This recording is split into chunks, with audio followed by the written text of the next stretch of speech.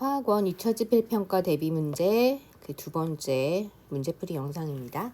1번 다음 빈칸에 알맞은 말을 쓰시오. 빈칸 채우기 어렵지 않죠? 화학적 성질이 비슷한 원소가 일정 간격으로 반복되어 나타내도록 원소를 배열한 표를 뭐라고 하죠? 주기율표라고 하죠. 주기율표라고 하며 주기율표는 가로줄이 주기, 세로줄을 족이라고 하죠. 그리고 같은 족에 해당하는 아이들, 우리 성질이 비슷한데 이런 아이들을 동족 원소라고 불러요. 2번 다음은 A에서 F 원소의 바닥상태 전자 배치를 나타낸 건데 오비탈에 배치한 형태로 쓰여져 있지 않고 전자 껍질에 배치한 형태로 쓰여져 있어요. 오비탈 그 부분, 이제 원자 모형 이런 부분에서 보호의 원자 모형, 껍질 개념은 사실 수소 원자의 경우만 적용이 딱 맞아 들어가고 이제 수소가 아닌 아이들 안 맞는다고 설명했지만 아예 껍질 개념 자체를 버린 건 아니라고 했었죠.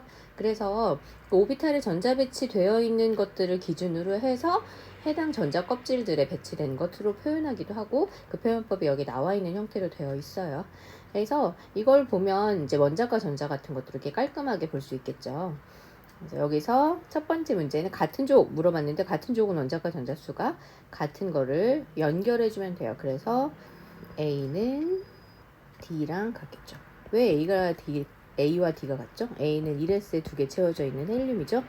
그리고 D는 1S에 2개, 2S에 2개, 2P에 6개 채워져 있는 네온이죠. 2개니까 원자과 전자 2개가 아니라 그 껍질이 꽉 채워져 있는 비활성 기체의 첫 번째 주기에 해당하는 애기 때문에 얘네들 둘 다 비활성 기체가 되는 거예요. 헷갈리지 말아야 할 것 같고, 그 다음에 B 같은 경우에는 E랑 같은 족이겠죠. 원자과 전자 하나짜리 알칼리 금속에 해당하겠죠.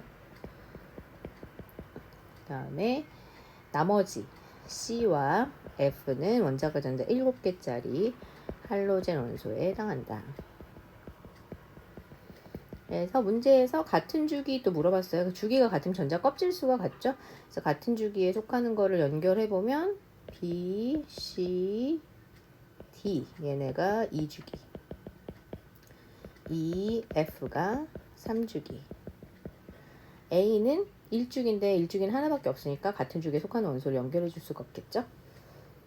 3번 주기율표에서 2족에 속하는 마그네슘과 칼슘이 같은 값을 갖는 것을 골라보자 그랬는데 같은 족에 해당하니까 일단 원자과 전자수가 같아야죠.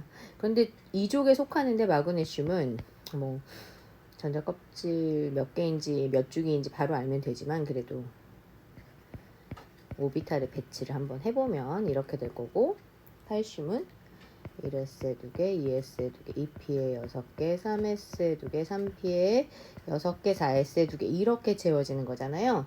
얘는 껍질 4개, 얘는 껍질 3개 이렇게 돼 있으니까 껍질수 같지 않고 얘는 3주기, 얘는 4주기 이렇게 해당하죠. 그리고 양성자수는 전자수와 같은데 얘네들은 같을 수가 없겠죠. 동위원소가 아니니까. 그 전자수가 양성자수가 다르니까 총 전자수도 다르고. 그래서 옳은 것, 같은 값을 갖는 것은 원자과 전자 이 한 가지밖에 없어요. 4번 주기율표 원소 대략적인 성질로 그림을 이렇게 나눠놨죠. A에서 F를 각각 나눠보면 얘는 수소만 따로 떨어져 있고 나머지 것들 우리가 이렇게 대충 이렇게 비교한단 말이에요. 그러면 금속 원소에 해당하는 거는 B와 C, 비금속 원소는 A는 수소니까 해당이 되는 거고 E하고 F, 그리고 그 경계선 라인에 있는 D가 두 가지 성질을 다 포함하고 있는 준금속 이렇게 되겠죠. 요번에 옳지 않은 것 물어봤는데 옳은 것 옳지 않은 거 OX 문제인데 A, B, C. 자, A는 위치상 여기 있지만 자리만 그냥 여기인 거예요. 수소잖아요. 그러니까 비금속이라서 전기전도성은 좋지 않아요. B, C는 좋지만 얘는 금속이라. 그 다음에 D 원소, D는 준금속에 해당하는데 이 준금속에 해당하는 것 중에 반도체 원료로 사용되는 원소 규소가 있어요. 그래서 맞아요. 그리고 F는 18족이었잖아요. 비활성 기체. 비활성 기체는 활성이 반응성이라는 의미예요. 반응을 잘 하지 않아요. 이온이 되거나 하지 않는다. 음이온이 잘 되는 건 E 라인의 그 비금속 라인 중에 E의 가장 끝 17족에 해당하는 할로젠이죠. 그래서 여기는 XOX가 될 거고. 6번 다음 빈칸에 알맞은 말을 쓰시오. 다전자 원자에서 안쪽 전자 껍질의 전자가 핵전하에 가려서 바깥쪽 전자 껍질의 전자는 양성자수에 따른 핵전하보다 작은 핵전하를 느낀다. 가려져서 바깥에 있는 아이를 핵전하가 잘 못 잡아당기는 효과라고 했었어요. 이거 뭐라고 하냐면 그런 효과는 가리움 효과 뭐 이렇게 말하는데, 그런 가리움 효과 때문에 실질적으로 진짜 핵의 전하량보다 바깥쪽 껍질에 있는 전자가 느끼는 핵의 전하는 달라질 수 있다. 그래서 실질적 영향력을 미치는 그 핵전하, 진짜 실제로 느끼는 핵의 전하를 우리가 유효 핵전하라고 부르죠. 이거는 일단 핵전하가 크기는 해야 되긴 하지만 껍질이 많으면 많을수록 그 유효한 핵전하는 가려지는 게 많으니까 감소하게 될 거고, 그리고 같은 주기라고 치면 사실 같은 주기는 또 껍질 수가 같아요. 그러면 같은 수의 껍질이라고 하면 핵에 있는 전하량이 크면 클수록 유효핵전하가 커지기 때문에 증가한다, 이렇게 말하면 되죠. 설명을 기억을 할지 모르겠는데 실제로 이 유효핵전하는 전자를 잡아당기는 개념으로 생각하지 말고 그냥 전자 껍질을 잡아당기는 개념으로 생각하면 좀 더 쉬워요. 그래서 전자가 한 개만 있어도 그 껍질을 통째로 다 잡아당긴다는 개념으로 생각을 하면 결국 같은 전자 껍질을 가지고 있으면 핵에 있는 전하량이 클수록 더 세게 당길 수밖에 없게 된다. 이렇게 이해하면 조금 더 간단할 수 있어요. 7번 다음 원자나 이온 반지름. 자, 반지름, 원자 반지름이나 이온 반지름의 영향을 무엇에 영향을 미치냐. 근데 1번은 리튬, 산소, 플루오린 전부 다 이주기위죠. 껍질 수가 같아요. 자, 전자 껍질 수가 같은 경우에 이 반지름에 영향을 미치는 것은 유효 핵전하였어요. 같은 껍질을 핵이 좀 더 세게 잡아당기는, 전하량 좀 더 세게 잡아당기는 그런 핵전하의 영향력이 여기 세게 잡아당기면 당연히 크기가 작아질 수밖에 없겠죠. 그래서 같은 주기가 되면 핵의 전하, 유효 핵전하가 커지면 커질수록 더 세게 당기니까 반지름이 작아질 수밖에 없다. 이렇게 되는 거. 그 다음에 2번에 있는 아이들은 다 이온이잖아요. 전자 배치가 다 똑같아요. 다 똑같이 누구의 전자 배치와 같아요?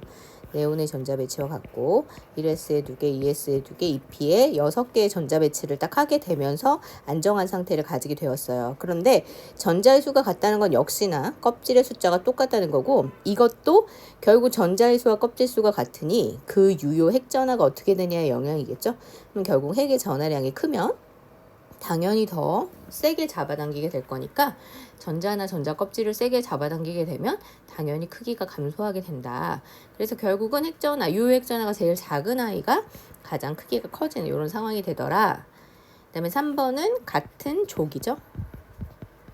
얘네들은 원자과 전자는 똑같지만 전자 껍질 수가 달라지게 돼요. 껍질이 많아지면 많아질수록 같은 세로줄에서는 껍질이 많아지면 많아질수록 당연히 하나의 껍질이 늘어날 때마다 점점점 넓은 공간을 차지하겠죠.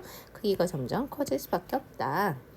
얘는 전자 껍질 수의 차이 때문에 이렇게 이야기할 수 있어요.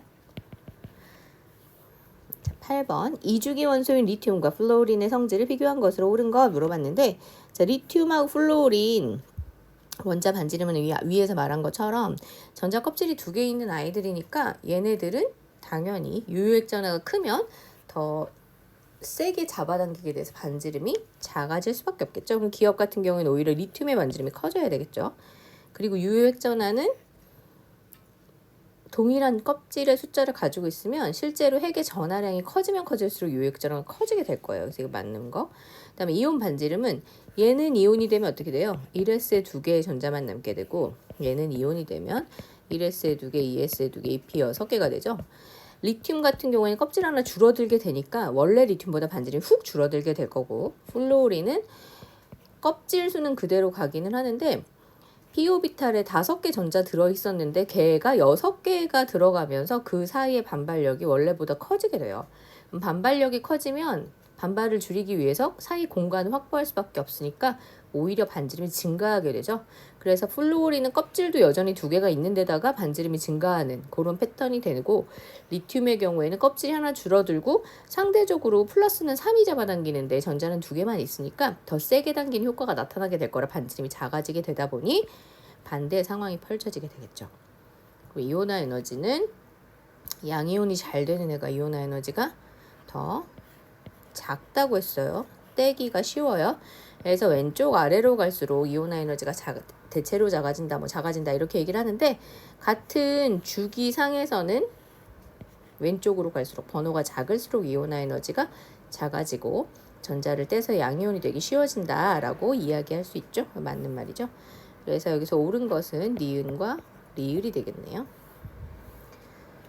9번 바닥 상태에 있는 기체 상태의 원자 1몰에서 원자과 전자 1몰을 떼어내는데 필요한 전자 하나 떼어낸다 이렇게 생각하면 돼요. 그래서 그 원자를 기체 상태로 존재하게 되면 거기에서 원자과 전자 중에 전자 1몰, 전자 1개 이렇게 생각하면 되죠. 하나를 떼어내는데 필요한 에너지 우리가 뭐라고 해요?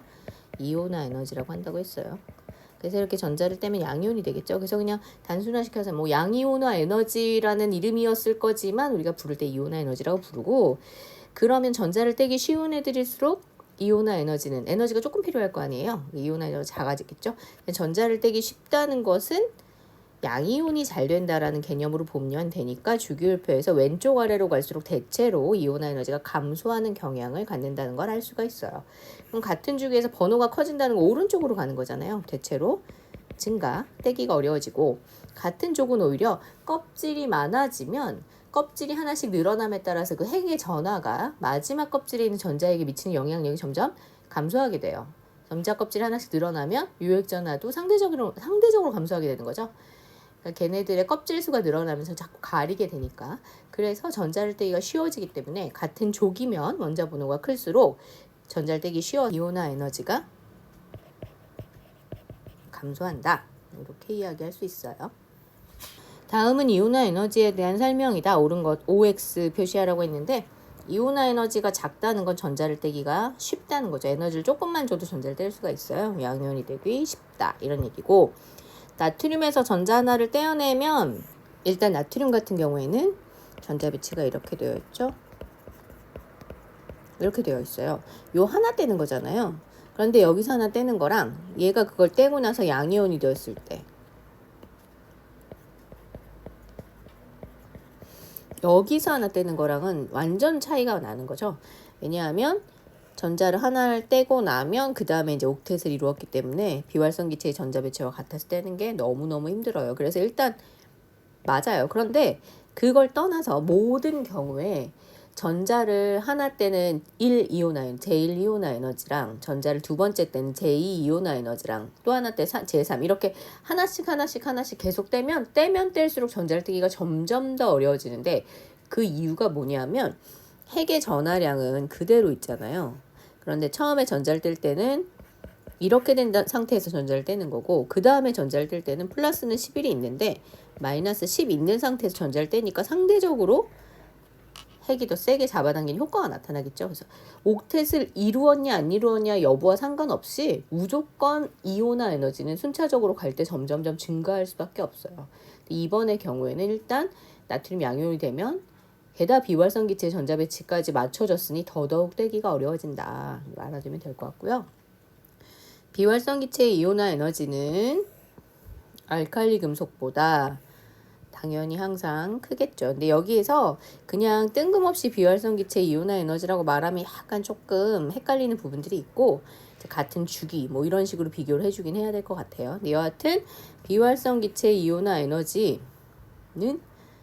얘는 이걸 깨는 게 너무 싫으니까 전자를 떼는 게 당연히 어려울 수밖에 없어요. 맞아요.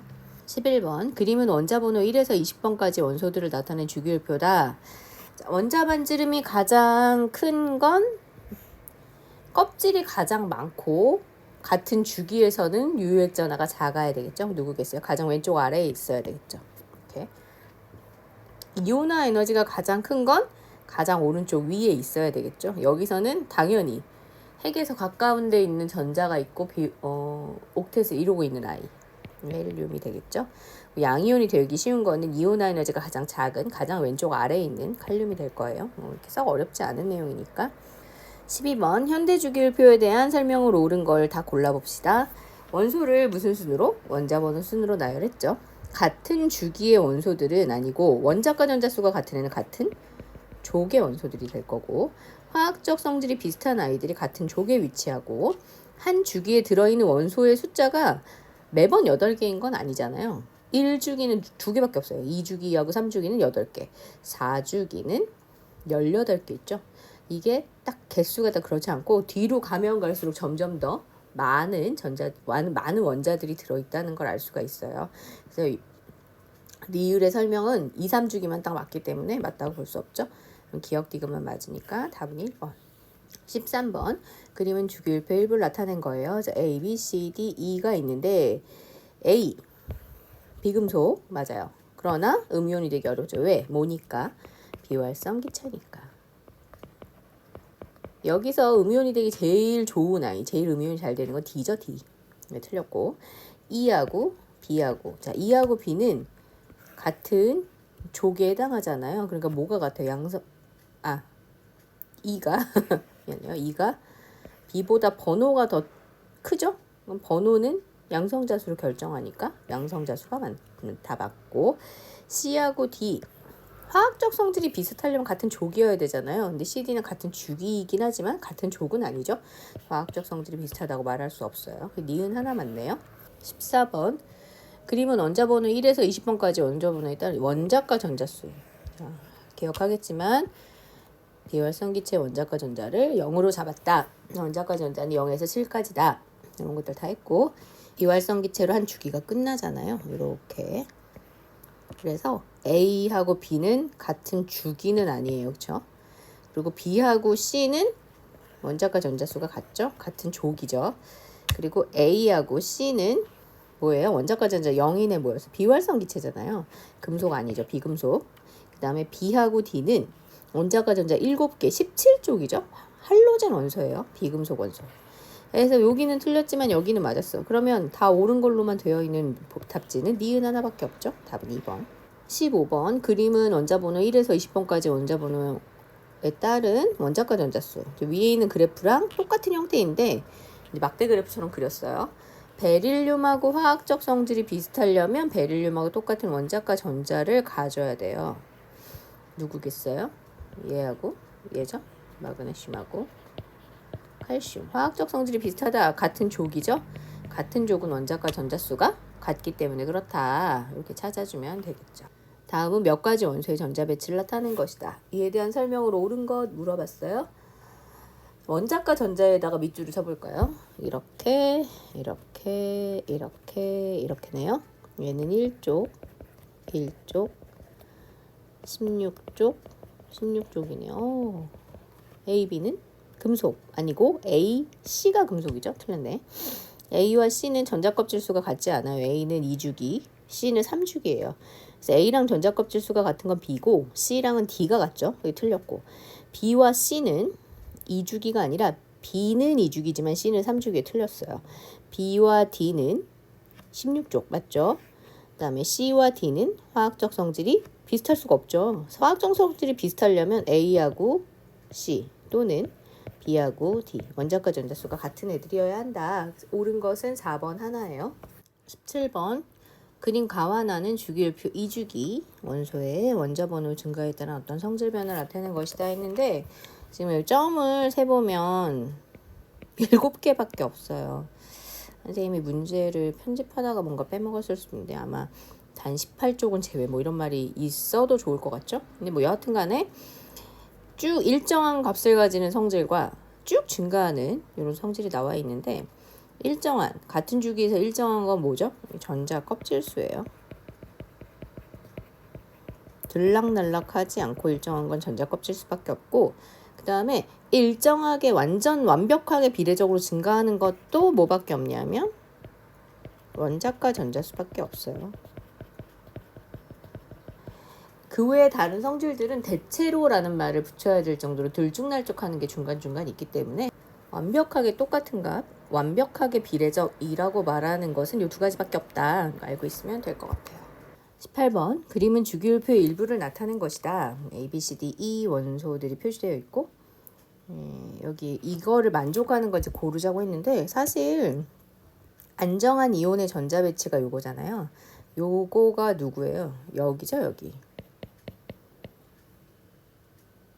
네온의 전자 배치죠. 네온. 요거와 같은 안정한 이온이 되려면 요거 두 개 또는 요거밖에 없어요.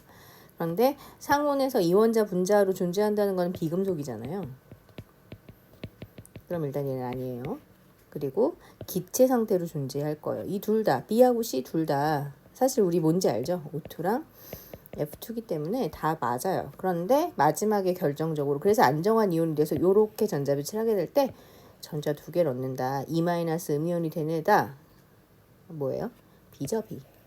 그래서 그냥 원소를 고르시오. B 이렇게 써주면 되겠죠. 원소 이름을 쓰시오. 그럼 뭐 산소겠지만 이걸 찾을 수 있어야 되고 E- 음이온이 되려면 원자과 전자가 몇 개여야 돼요? 2개 들어와서 8개 채워야 되니까 6개의 원자과 전자를 갖는 16쪽이어야 한다. 이거 알고 있으면 되겠죠. 19번에서 20번 주기율표 일부 이렇게 주기율표가 나와 있어요. A에서 H에 대한 설명 대충 알아요. 얘만 참 특별하죠. 수소니까. 나머지는 다 알칼리 금속 뭐 이렇게 돼 있는 거고 이거는 이제 비활성기체 헬륨이죠.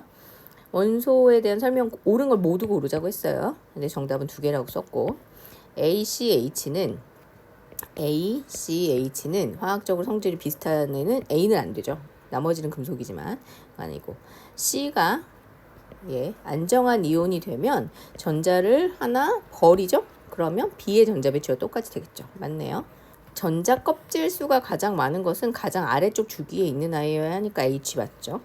자, 금속 원소는 우리가 알고 있죠. 금속 원소는 이 두 개는 금속, 여기는 비금속. 누구만 예외예요? 수소만 예외다. 그럼 금속 원소 여기 나와 있는 것 중에는 A는 예외니까 C, E, H 세 개죠. 비금속성이 가장 큰 건 가장 오른쪽 위에지만 우리가 이 비금속성, 금속성에 대해서 알아야 한다고 얘기했었어요. 비금속성이란 비금속으로서의 반응성을 말하는 거예요. 그렇기 때문에 비활성 기체는 비금속성이 크다고 말하지 않아요. 요거를 기억해야 돼. 그래서 비금속성이 가장 큰 게 뭐냐? D예요, D. 요거는 아니다. 2번, 3번이 맞죠? 그리고 다음과 같은 특성을 모두 만족하는 거. 상온에서 고체 상태. 양이온이 되기 쉽다. 상온에서 고체 양이온이 되기 쉽다면 일단은 요 세 개 중에 하나겠네요. 그렇죠? 금속이니까. 그리고 물과 반응해서 수소기체를 발생시키는 것은 사실은 알칼리 금속에 대한 성질이기 때문에 C 또는 H일 것이다라고 예측할 수 있고 안정한 이온의 전자껍질이 3개여야 돼요. 양이온이 될 거니까 전자껍질 하나 버리는 거잖아요. 하나 버리고 3개니까 원래 몇 개여야 되겠어요? 원래 4개여야겠죠? 그럼 C하고 H 중에 전자 하나 버렸는데 껍질 3개가 남아있을 수 있는 누구밖에 없어요? H겠죠? 네, H다. 이렇게 써주면 되겠죠. 21번 중성원자 또는 이온의 전자 배치 이렇게 나와있네요. 자, 문제에서 그냥 풀어보면 이주기는 전자껍질 2개의 전자가 들어있는 아이죠. 일단 D는 E 플러스 양이온이 이렇게 돼 있기 때문에 원래 D가 어떤지 생각해보면 돼요. 원래 D는 전자가 여기서 2개 더 있어야 되죠. 1S에 2개, 2S에 2개, EP 6개에서 전자가 또 2개 더 있어요. 3S에 2개. 이렇게 되어 있는 애였을 거예요. 그렇기 때문에 이주기에 해당하는 아이는 B하고 C밖에 없어요. 맞아요. 비금속 원소는 A는 2개의 원자과 전자인 척하지만 사실은 헬륨이죠. 비금속이에요. 맞죠? 그리고 B는 원자과 전자 2개짜리 얘는 금속이죠. C는 원자과 전자 7개짜리 17쪽 얘 비금속이네요. 그리고 D는 원자과 전자 2개짜리 금속 양이온으로 되어 있는 걸 알 수 있어. 그러면 비금속은 헬륨 A와 C가 플로린이죠. 이 2가지겠죠. 그리고 B하고 D는 결국 원자과 전자가 B 원자과 전자 2개에 원래 D도 원자과 전자 2개. 그럼 다 2족에 해당하는 아이들이니까 화학적 성질이 비슷하다고 말할 수 있어요. 같은 족이죠. 5번이 맞네요. 22번 그림은 임무의 원소 A에서 E가 중성원자 또는 안정한 이온일 때 전자 배치를 모형으로 나타낸 것이다. 얘는 중성원자. 그런데 가장 바깥쪽 껍질에 전자 8개를 채우고 있어요. 비활성 기체네요. 뭔지 우리가 알죠? 이게 네온이죠. 그 다음에 이 그림이 좀 흐리게 잘 안 보이는데 B가 3+예요. 그럼 전자 3개를 버렸어요. 전자 3개를 버렸기 때문에 원래 B는 원자과 전자 3개짜리 13족에 해당하는 애였겠죠. 껍질이 3개 있는 애였을 거예요. 그 다음에 C는 E-이온이죠. 전자 2개를 갖고 온 상태예요. 그래서 원래 C는 전자가 2개 여기서 비어 있어야 되죠. 원자과 전자가 6개, 16족에 해당하는 아이다. 이렇게 이야기할 수 있어요. 그래서 옳지 않은 거 물어봤는데 A는 비열성 기체 받고, 지금 결국 번호는 A는 10번, B는 13번이죠. C는 8번이죠. 번호 누가 제일 커요? B가 제일 크죠. A와 C는, A는 몇 주기예요? A는 지금 2주기, C도 2주기, 같은 주기 맞네요. 원자과 전자의 숫자 지금 따져봤잖아요. C는 6개, B는 3개잖아요. C가 B보다 많아요. 그리고 바닥 상태에서 전자가 채워진 오비탈의 숫자 물어봤는데, 바닥 상태에서 전자가 채워진 오비탈의 숫자라고 했으니, 자, 지금 여기 전자가 채워진 오비탈의 숫자 A하고 C하고 비교하라고 되어 있는데, A는 어차피 우리가 알고 있어요. 이렇게 돼서 5개의 오비탈의 전자가 채워져 있고, C는 원래 C2-이온일 때 지금 똑같지만 2개가 빠져 있다 하더라도 1s에 2개, 2s에 2개, 2p에 4개일 건데, 이렇게 되면 어쨌든 p 오비탈에 3개의 전자가 다 들어가 있죠. 그래서 이거 역시 5개가 채워져 있어야 되는 거예요. 그렇다 보니까 바닥 상태에서 전자가 채워진 오비탈 수는 A랑 C랑 같죠. 많다가 아니라. 그래서 5번이 틀려요. 23번. 다음 몇 가지 원소의 전자 배치를 나타낸 것이다. 사실 뭐 주기 이런 거 물어보고 있으니까 원자과 전자에도 줄을 한번 쳐봅시다. 5개, 7개, 1개, 3개 이렇게 돼 있죠. 자, 1번에 A와 B는 두 번째 껍질까지 전자가 들어있는 같은 주기 원소 맞아요. A와 B는 바닥 상태의 전자 배치에 전자가 들어있는 오비탈의 숫자가 A는 SS, 1S, 2S하고 2P는 3칸인데 훈트 규칙 때문에 이렇게 들어있어야 되잖아요. 그 5개의 오비탈의 전자가 채워져 있고, B도 마찬가지로 P 오비탈에 5개 전자가 들어있는데 이렇게 들어있겠죠. 역시 5개 오비탈의 전자가 채워져 있기 때문에 전자가 채워져 있는 오비탈의 수가 같고, 바닥 상태의 전자 배치는 B하고 C의 홀전자 수 비교를 하는데 지금 B 했잖아요. B의 홀전자는 1개예요. C는 요거 하나 홀전자죠. 그래서 홀전자 수가 같아요. B가 C보다 많지 않아요. 그 다음에 C와 D는 원자과 전자가 하나랑 3개인데 13족이잖아요. 13족인데 요 D에 해당하는 애가 알루미늄이죠. 금속 원소예요. 안정한 이온의 전자 배치는 모두 같죠. 왜냐하면 A는 전자 3개 더 가져와서 A3- 될 거고, B는 전자 하나 가져와서 B- 될 거고, C는 얘 버리고 C+ 될 거고, D는 얘 버리고 D3+가 될 거예요. 그래서 안정한 이온의 전자 배치가 모두 네온의 전자 배치와 같아요. 옳지 않은 것은 3번 하나죠.